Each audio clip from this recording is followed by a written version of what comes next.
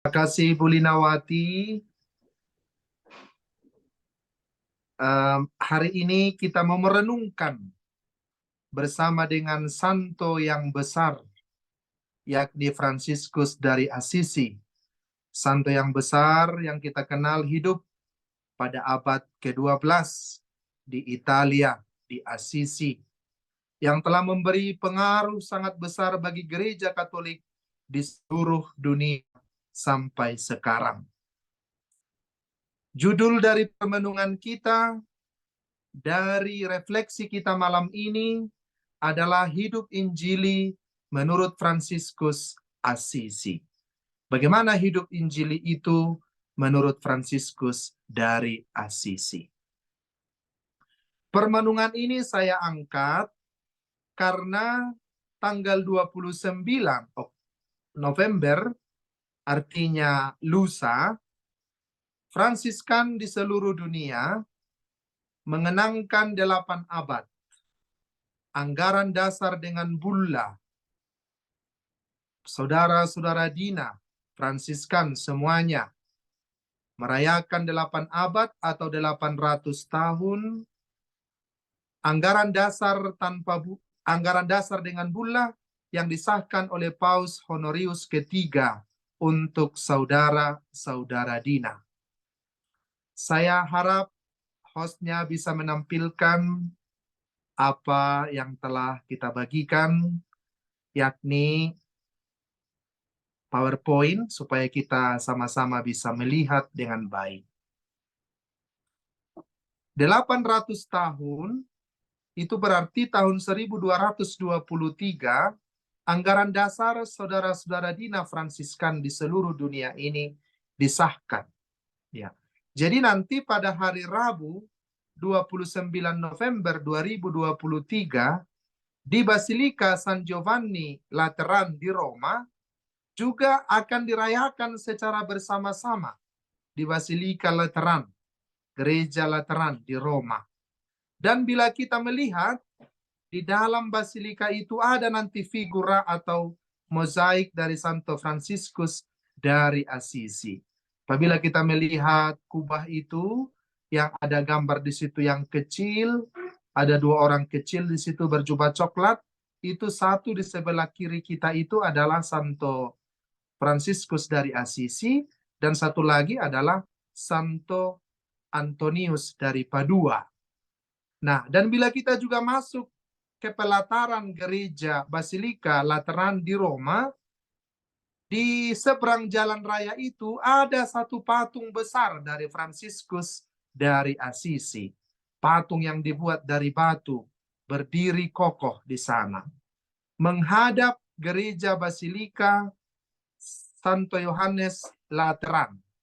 Nah, menghadap itu, kita melihat itu. Dan mengapa dibuat posisinya di situ? Karena untuk mengenang bagaimana dulu Fransiskus dari Assisi bersama kawan-kawannya datang ke Lateran, ke Basilika Santo Yohanes Lateran, untuk memohon agar persaudaraannya diakui oleh gereja yang pada waktu itu masih hidup adalah Paus Innocentius ketiga, dan kemudian nanti digantikan oleh Paus Honorius yang ketiga. Nah, kita masuk ke dalam. Kalau kita masuk ke dalam, kita melihat di situ ada mozaik. Di sana ada mozaik ditunjukkan kepada kita. Ada di sana Santa Maria Bunda Allah. Nah, kita melihat. Ada Santo Yohanes Pembaptis sebelah kanan. Jadi, Santa Maria Bunda Allah itu digambarkan dengan besar. Dengan besar, ya. Dengan besar. Kemudian Santo Yohanes Pembaptis juga digambarkan dengan besar. Nah, dan keduanya itu kita melihat berbeda dari gambar-gambar yang lain. Lebih besar Bunda Maria dan Santo Yohanes Pembaptis untuk mengingatkan kita kepada Yohanes Pembaptis yang mempersiapkan jalan untuk Tuhan. Dan Bunda Maria adalah tokoh yang mengandung Yesus Kristus di dalam rahimnya, dan dia sendiri yang menerima kabar dari malaikat Tuhan. Kita lihat di belakang dari Santa Perawan Maria, digambarkan seorang yang kecil, yang miskin, yang berjubah coklat. itulah Fransiskus dari Assisi. Jadi kalau nanti kita masuk ke Basilika Lateran, kalau kita berziarah ke Roma, kita melihat di mana Basilika Lateran itu.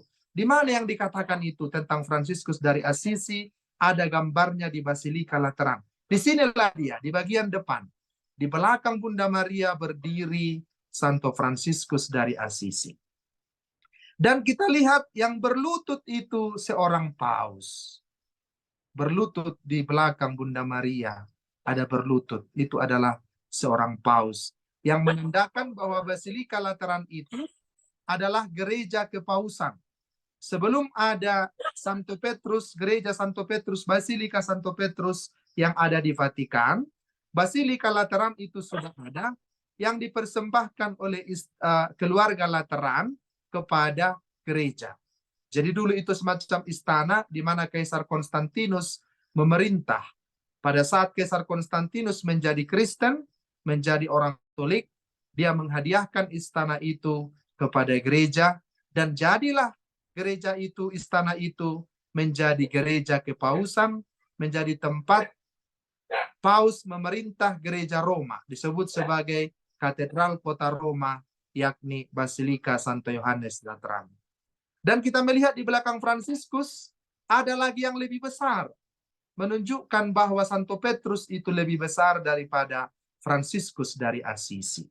Santo Petrus juga hadir di belakang Santo Fransiskus dari Assisi, ada di belakangnya, menunjuk kepada Bunda Maria untuk mengatakan kepada kita bahwa Santo Petrus itu rasul yang besar. Rasul yang besar. Dan dia lebih besar daripada Fransiskus dari Assisi. Kemudian kita melihat di belakang dari Yohanes Pembaptis ada Santo Antonius dari Padua. Santo Antonius dari Padua. Untuk menunjukkan kepada kita, Santo Yohanes Pembaptis itu berkhotbah tentang pertobatan. Bertobatlah sebab kerajaan Allah sudah dekat. Dan kita kenal juga Santo Antonius dari Padua banyak sekali berkhotbah dan dikenal sebagai pengkhotbah ulung. Maka kita melihat keseluruhan dari mozaik-mozaik yang ada dalam Basilika Lateran itu untuk mengingatkan kita kepada satu sejarah yang panjang, satu sejarah yang indah dari sejarah gereja kita, dan termasuk di dalamnya tentang Santo Fransiskus dari Assisi. Nah, sekarang kita melihat gambar ini, gambar yang berikut, di mana Santo Fransiskus dengan patungnya berdiri kokoh menghadap gereja Lateran. Menghadap gereja Lateran. Di situ ditunjukkan bahwa pada waktu itu Fransiskus dan kawan-kawannya datang menghadap paus supaya anggaran dasar ordonya direstui oleh paus. Dan dia datang berjalan kaki dari Assisi menuju kota Roma. Kalau naik kereta api sekarang ke Assisi itu dari kota Roma itu sekitar 1 jam lebih. Jadi bisa kita bayangkan seberapa jauh perjalanan dengan jalan kaki ditempuh oleh Fransiskus dari Assisi dan teman-temannya untuk datang ke kota Roma agar anggaran dasarnya disahkan oleh paus pada waktu itu. Saudara-saudariku yang terkasih, hal ini sesuatu hal yang besar.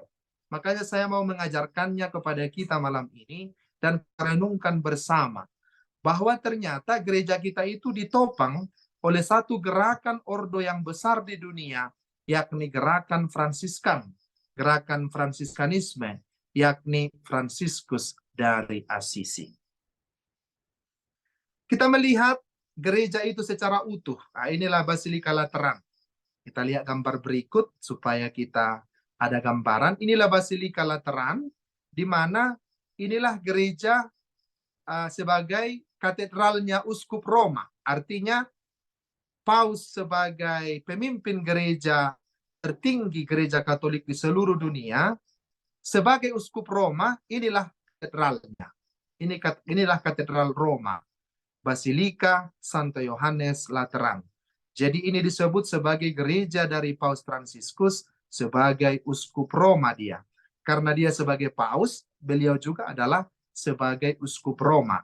Dan inilah katedralnya, Basilika Santo Yohanes Lateran itu.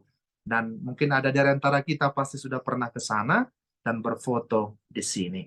Dan kita melihat bahwa memang gereja kita itu begitu kaya, begitu indah, begitu sangat dimuliakan. Karena begitu banyak orang-orang kudus yang lahir dari gereja Katolik, secara khusus lahir dari gerakan kefransiskanan yang menghidupi anggaran dasar Santo Fransiskus dari Assisi. Nah, sekarang kita lihat apa dikatakan oleh Fransiskus Assisi sendiri tentang dirinya dan tentang persaudaraannya. Sebelum dia meninggal, pada tahun sekitar 1226, dia menulis satu wasiat. Dia menyuruh dituliskan wasiatnya. Dia mengatakan dalam wasiatnya, ayat 14 sampai 15 ini bunyinya. Sesudah Tuhan memberi aku sejumlah saudara, dikatakan, tidak seorang pun menunjukkan kepadaku apa yang harus kuperbuat. Nah, jadi Fransiskus Assisi sangat percaya dan sangat meyakini bahwa apa yang dia mulai itu berasal dari Tuhan sendiri. Dia mengatakan, Tuhan yang maha tinggi sendiri mewahyukan kepadaku bahwa aku harus hidup menurut pola Injil suci. Aku pun menyuruh tulis hal itu dengan singkat dan sederhana, dan Sri Paus mengukuhkannya untukku. Nah, kita melihat perjalanan yang dimulai oleh Santo Fransiskus dari Assisi pada saat dia memulai gerakan kefransiskanan itu, gerakan Injili itu, yang menginspirasi banyak orang untuk mengikuti dia, mengikuti Kristus lewat semangatnya. Dia tidak seorang pun katanya menunjukkan bagaimana cara untuk memulai satu ordo, memulai satu gerakan, dan dia percaya gerakan batin itu diterimanya dari Allah sendiri. Dan itu ditulisnya dengan sangat yakin dalam wasiatnya dengan berkata, sesudah Tuhan memberi aku sejumlah saudara, tidak seorang pun menunjukkan kepada aku apa yang harus kuperbuat. Tetapi yang Maha Tinggi sendiri mewahyukan kepadaku bahwa aku harus hidup menurut pola Injil suci. Aku pun menyuruh tulis hal itu dengan singkat dan sederhana, dan Sri Paus mengukuhkannya untukku. Dan kita melihat disinilah awal dari gerakan itu. Fransiskus sangat percaya bahwa Allah sendiri yang menginspirasi dia untuk memulai satu gerakan pembaharuan di dalam gereja, yang merestorasi gereja secara spiritual. Karena kita ingat pada abad ke-12, gereja itu berada dalam zaman kegelapan, di mana para hierarki hidup tidak sesuai dengan amanat Injil suci Tuhan kita, Yesus Kristus. Banyak dari para uskup menjadi tuan-tuan tanah dan sebagainya. Para hierarki tidak hidup menurut pola Injil suci. Oleh sebab itu, gerakan ini memulai sesuatu hal yang boleh dikatakan sebagai gerakan reformasi dari dalam gereja. Kemudian kita melihat seorang biografer dari Santo Fransiskus dari Assisi yang bernama Thomas dari Celano. Thomas dari Celano, penulis riwayat hidup Fransiskus, memuji Fransiskus dengan mengatakan bahwa Fransiskus itu adalah seorang vir evangelicus et totus apostolicus. Vir evangelicus et totus apostolicus. Artinya, seorang yang injili dan seutuhnya rasuli. Artinya seorang yang injili dan seorang yang penuh dengan kerasulan, apostolik. Kedua kata tersebut tergabung karena keduanya hampir searti. Fransiskus disebut injili karena dalam dirinya Injil dari tentang Yesus Kristus seolah-olah diperorangkan menjadi seorang pribadi.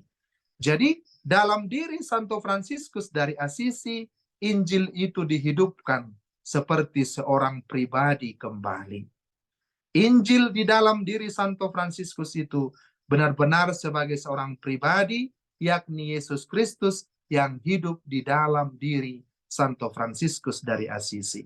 Oleh sebab itulah, penulis biografinya mengatakan kepada kita bahwa Fransiskus itu vir evangelicus et totus apostolicus. Sungguh seorang yang injili dan seorang rasul di dalam kehidupannya. Meresap sungguh Injil itu di dalam hidupnya, mewarnai hidupnya, merasuki hidupnya. Seluruh hidup Santo Fransiskus itu merupakan seorang pribadi yang injili, yang utuh secara injili. Kata rasuli digunakan untuk menjelaskan bagaimana cara Injil itu dipribadikan dalam diri Fransiskus. Artinya, Fransiskus dalam menghidupi Injil itu sungguh-sungguh menunjukkan pribadi Kristus sendiri. Ya. Menjadi rasul kembali yang hidup, yang mewartakan Kristus yang hidup. Injil atau kabar gembira itu terwujud dalam diri Fransiskus, seperti dahulu terwujud dalam diri Yesus Kristus serta para rasulnya. Jadi bukan hanya sebagai teori, sebagai pengetahuan, sebagai konsep, tetapi sebagai suatu kehidupan yang sungguh menyatu di dalam diri Fransiskus dari Assisi. Memang Injil itulah yang dijadikan oleh Fransiskus menjadi pedoman dan pegangan bagi cara hidup mereka sendiri dan pola hidup Fransiskus dan kawan-kawannya dan para pengikutnya. Dan hal itu terungkap sekali dan dengan jelas dalam anggaran dasar yang ditulis oleh Santo Fransiskus dari Assisi. Dikatakan di dalam anggaran dasar yang dituliskan oleh Santo Fransiskus dari Assisi itu ialah anggaran dasar saudara-saudara Dina ialah menepati Injil suci Tuhan kita Yesus Kristus dengan hidup dalam ketaatan tanpa milik dan dalam kemurnian. Oleh sebab itulah, dalam Injil, Fransiskus berjumpa dengan pribadi Yesus dalam segala hal. Berjumpa dalam pribadi Yesus dalam segala kemanusiaannya dan keilahiannya. Jadi, Fransiskus bertemu dengan pribadi Yesus lewat Injil. Lewat Injil itu, Fransiskus melihat sisi kemanusiaan dari Yesus, sekaligus juga bertemu dengan keilahian dari Yesus. Perjumpaan seperti itu menuntut suatu tanggapan dari Fransiskus, yakni dia juga harus taat total kepada Kristus. Karena Kristus telah menjiwai hidupnya, karena Kristus telah memilih hidup miskin dan rendah hati, maka Fransiskus juga menjawab tuntutan Injil itu, hidup dalam kemiskinan dan kerendahan hati. Nah, Fransiskus membuat tanggapan seperti itu sehingga dia menjadi sebuah pola dasar dari kemanusiaan yang baru. Dia menjadikan kehidupan Injili itu menjadi suatu bentuk kehidupan yang baru. Nah, kita melihat bagaimana Fransiskus dari Assisi itu sungguh menghidupi Kristus sendiri, yakni Kristus yang memilih miskin, maka Fransiskus juga memilih miskin dan rendah hati di dalam kehidupannya. Karena Kristus telah memilih itu, maka itu juga ada menjadi pilihan Fransiskus sendiri di dalam hidupnya. Oleh sebab itu, pada saat Bernardinus dari Quintavalle, seorang pengikut yang pertama yang datang untuk mengikuti Fransiskus, demikian juga Petrus Catani, pada saat mereka datang, Fransiskus mulai bertanya, bagaimana cara membimbing mereka ini untuk menjalani kehidupan yang telah saya mulai ini. Dan Fransiskus mengatakan, marilah kita pergi ke gereja, di sana kita akan diajarkan Tuhan apa yang harus kita lakukan. Lalu mereka pergi ke gereja, dan nama gereja itu Gereja Santo Nikolaus, dan di situ dia membuka kitab suci sebanyak 3 kali. Sebanyak 3 kali. Kemudian, waktu dia membuka Injil itu untuk pertama kali, keluarlah teks Injil yang berbunyi pada nomor 1 ini. Jikalau engkau hendak sempurna, katanya, pergilah, juallah segala milikmu, dan berikanlah itu kepada orang-orang miskin, maka engkau akan beroleh harta di surga. Ini yang pertama. Dan yang kedua, dibuka lagi kitab suci itu sekali lagi. Muncul kata-kata ini. Jangan membawa apa-apa dalam perjalanan. Jangan membawa tongkat dan bekal, roti atau uang, atau 2 helai baju. Itu kita temukan dalam Lukas bab 9 ayat 3. Dan juga dalam Matius bab 10 ayat 9 sampai 10. Dan Markus bab 6 ayat 8 sampai 9. Kemudian dibuka lagi Injil. Yang terbuka adalah Matius bab 16 ayat 24. Di situ dituliskan, jikalau seseorang mau mengikuti aku, ia harus menyangkal dirinya, memikul salibnya, dan mengikut aku. Kita melihat Fransiskus sungguh bersama dengan kedua orang yang mengikuti dia itu, membuka kitab suci secara acak begitu. Tidak ada direncanakan kitab suci mana yang akan dibuka. Setelah mereka berdoa, dibukalah kitab suci itu, dan yang keluar yang pertama adalah Matius bab 9 ayat 21. Kemudian dibuka lagi Lukas 9 ayat 3. Kemudian dibuka lagi Matius bab 16 ayat 24. Jadi kita melihat bagaimana Allah itu bekerja dalam diri Santo Fransiskus dari Assisi.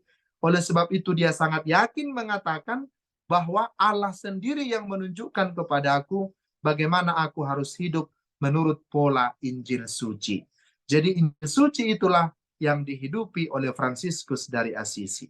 Maka kita melihat bagaimana Santo Fransiskus pada akhirnya memang menjual segala apa yang dimilikinya, membagi-bagikannya kepada orang miskin, dan mulai kehidupan yang baru. Demikian juga pengikutnya, Bernardinus dari Quintavalle, juga pergi untuk menjual segala harta miliknya dan membagi-bagikannya kepada orang miskin. Kemudian yang kedua ini juga, Lukas bab 9 ayat 3, di mana Yesus berpesan kepada para murid, jangan membawa apa-apa dalam perjalanan, jangan membawa tongkat dan bekal, roti atau uang, atau 2 helai baju. Hal ini juga menginspirasi mereka, sehingga mereka juga tidak takut akan hari esok. Tidak takut akan apa yang terjadi, apa yang akan mereka makan untuk hari esok. Mereka percaya atas penyelenggaraan Allah. Mereka percaya akan apa yang Allah selenggarakan untuk mereka. Maka memang kita lihat juga, dan kita ingat juga kata-kata Yesus yang mengatakan, lihatlah burung-burung di udara, yang tidak menabur dan tidak menuai, tetapi sedemikian dipelihara oleh Bapamu yang di surga. Lihatlah bunga bakung di ladang, yang tidak memintal dan tidak menenun, tetapi Salomo dengan segala kemegahannya tidak berpakaian seindah dari bunga-bunga bakung di ladang itu. Maka kita melihat memang Fransiskus dan para saudaranya sungguh mempercayakan seluruh hidupnya kepada Allah. Mempercayakan seluruh hidup mereka kepada Allah. Dan yang ketiga itu adalah, jika seseorang mau mengikuti aku, ia harus menyangkal dirinya, memikul salibnya, dan mengikut aku. Dan dikatakan oleh Santo Fransiskus dari Assisi, hal ini sangat penting bagi seorang Kristen, bagi seorang pengikut Fransiskus, bagi seorang yang menghidupi spiritualitas kekatolikan kita, bahwa kita tidak boleh melepaskan salib-salib kehidupan kita. Kita mengikuti Yesus dengan cara menyangkal diri kita, memikul salib-salib kehidupan kita, dan juga mengikuti Yesus. Dan itu dilakukan oleh Fransiskus sampai akhir hidupnya. Dia percaya kepada penyelenggaraan ilahi, menerima segala kesulitan, menerima segala salib dalam kehidupannya, berjuang sampai mati, dan dia setia sampai akhir hidupnya. Kemudian oleh sebab itu, dicatat dalam Anggaran Dasar Tanpa Bula, bab 22 ayat 41, Fransiskus mengatakan, hendaklah kita berpegang teguh pada firman, cara hidup dan ajaran serta Injilnya yang suci. Hendaklah kita berpegang teguh pada firman, cara hidup dan ajaran serta Injilnya yang suci. Fransiskus mengajak kepada para sahabatnya, orang-orang yang mengikuti jejaknya, dan kepada kita semua, agar kita berpegang teguh pada firman, cara hidup dan ajaran serta Injilnya yang suci. Berpegang teguh kepada firman Kristus, cara hidup Kristus, dan Injilnya yang suci. Kita melihat hal itu menjadi sangat penting juga untuk kita sebagai umat beriman. Berpegang teguh pada firman, cara hidup, dan ajaran serta Injil yang suci. Saudara-saudariku yang terkasih, Thomas dari Celano, penulis riwayat hidup Fransiskus, menulis, Fransiskus bukanlah pendengar Injil yang tuli, tetapi segala sesuatu yang didengarnya disimpan dalam ingatannya yang mulia. Dan ia pun berusaha melaksanakannya dengan cermat secara harafiah. Ya, secara harafiah. Jadi Fransiskus bukan pendengar yang tuli, tetapi segala sesuatu yang didengarnya disimpan dalam ingatannya yang mulia. Dan ia pun berusaha melaksanakannya dengan cermat secara harafiah. Nah, untuk mengetahui sedikit latar belakang dari kata-kata Thomas Celano ini, saudara-saudariku yang terkasih, pada zaman Fransiskus, Injil itu tidak bisa kita temukan sembarangan seperti sekarang.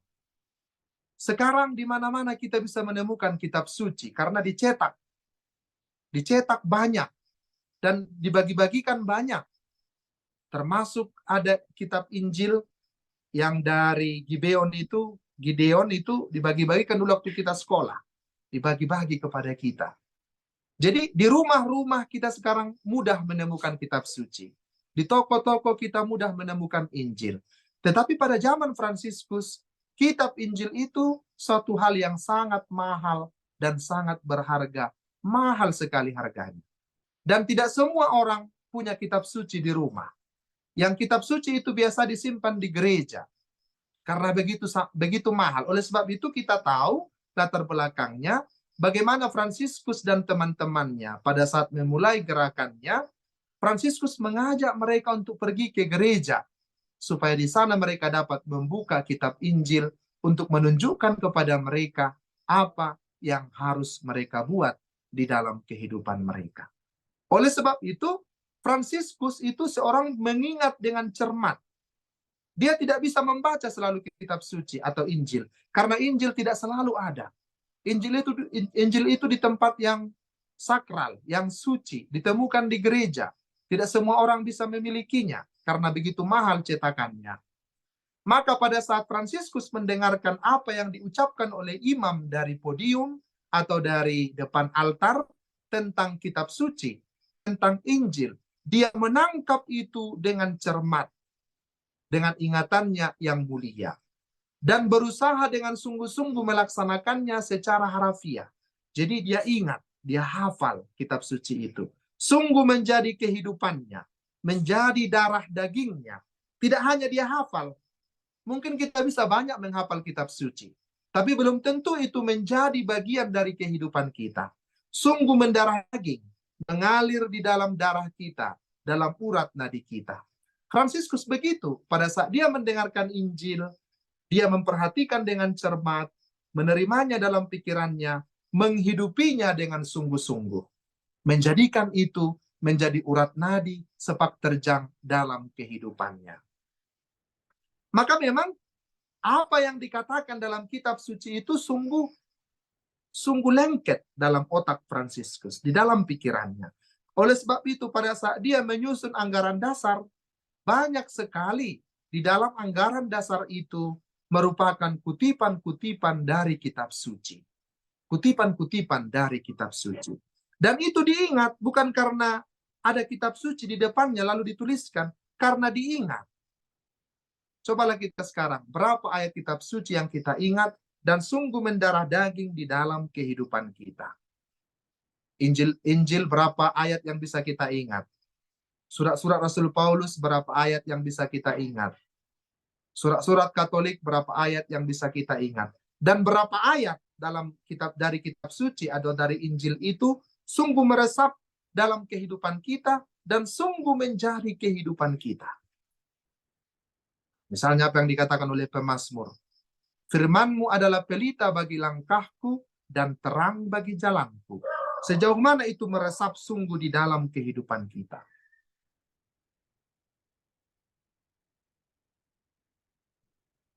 Kemudian juga yang dikatakan oleh Yesus, janganlah khawatir tentang apapun juga. Janganlah kamu khawatir. Seperti yang saya katakan tadi. Lihatlah burung di udara, bunga bakung di ladang. Kita juga mendengarkan tentang pengampunan dari kitab suci, dari Injil itu. Sebagaimana besar kita mengampuni. Dan itu sungguh menjadi kehidupan kita.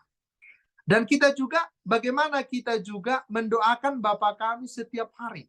Dalam Ekaristi, dalam pertemuan-pertemuan kelompok, dalam KBG-KBG kita, dalam lingkungan kita, dalam doa-doa kita. Sejauh mana juga doa Bapa kami itu sungguh mempengaruhi kehidupan kita. Fransiskus dari Assisi mendengar dan menyimpan itu dalam ingatannya yang mulia dan berusaha melaksanakannya dengan cermat secara harfiah.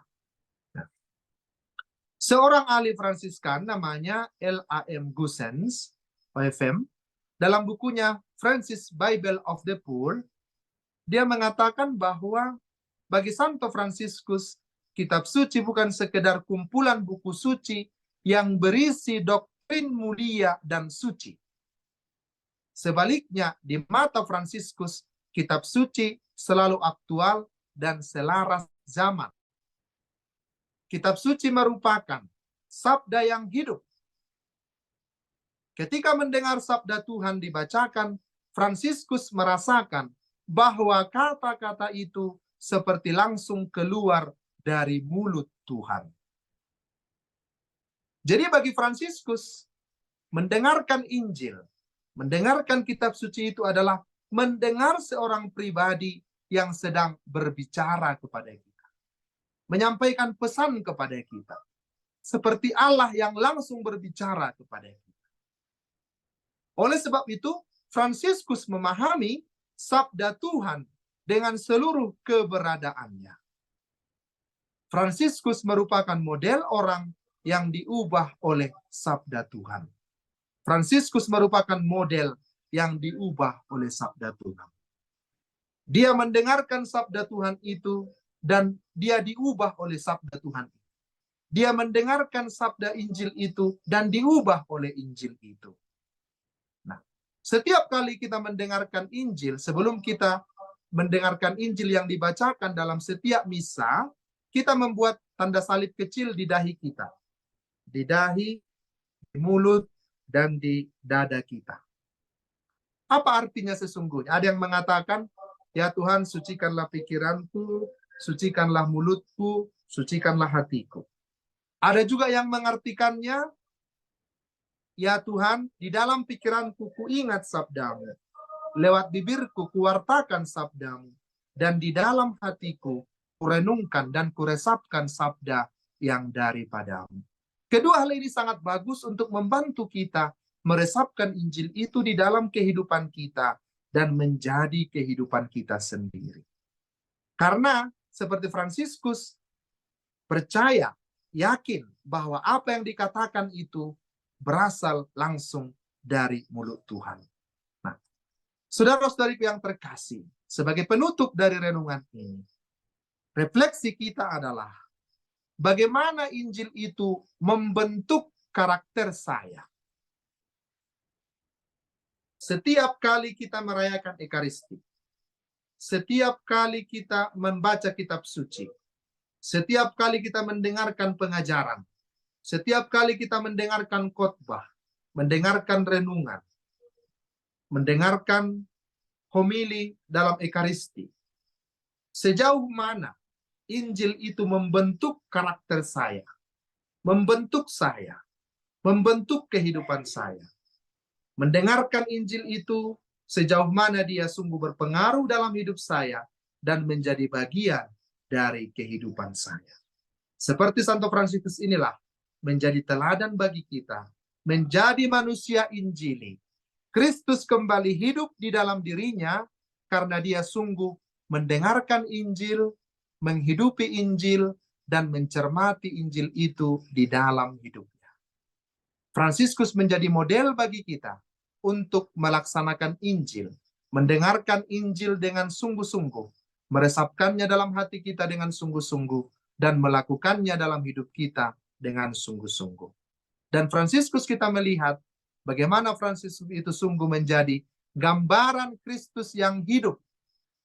Dia adalah Fransiskus, tetapi Kristus hidup di dalam dirinya karena dia sungguh menghidupi Injil itu di dalam dirinya. Injil bukan lagi sebagai teori yang diketahui, tetapi sesuatu hidup yang dihidupinya, meresap sungguh dalam kehidupannya. Inilah menjadi satu tantangan bagi kita. Bagaimana karakter kita? Bagaimana pola pikir kita? Bagaimana hidup kita setelah mendengarkan berita Injil dalam setiap perayaan Ekaristi? Apakah kita meresapkannya sungguh dan menjadikannya sungguh nyata di dalam kehidupan kita? Inilah terus perjuangan kita. Mari kita saling menolong, mari saling membantu, agar hidup Injili itu sungguh-sungguh melekat di dalam kehidupan kita, seperti Santo Fransiskus dari Assisi.